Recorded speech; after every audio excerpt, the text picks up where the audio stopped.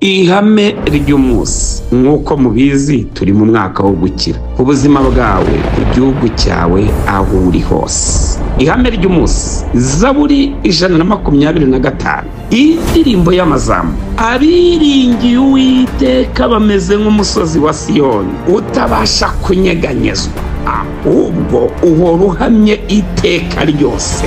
Nk'uko imisozi igose Yerusalemu niko Uwiteka agota uhereye none ukageza iteka ryose. Amen. Umva nkubwire mwene data, umva ihame ryo kwiringira Imana. Ngo umuntu wiringiye Imana ngo ameze nk'umusozi wa Siyoni. Ibaze ngo nunyeganyezwa. Uzi ko wiringira amafaranga yashira ukanyeganyega?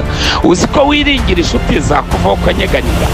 Uzi ko wiringira amashuri wabura akazi ukanyeganyega? Uzi ko wiringira diplome wabura icyo uyikoresha yarabaye nk'icyangombwa cy'ubutaka ukanyeganyega? Ariko reka nkubwire, reka diplome uyigire, reka amafaranga uyagira, reka n'ibindi byose bigire, ariko nibibi byiringiro byawe.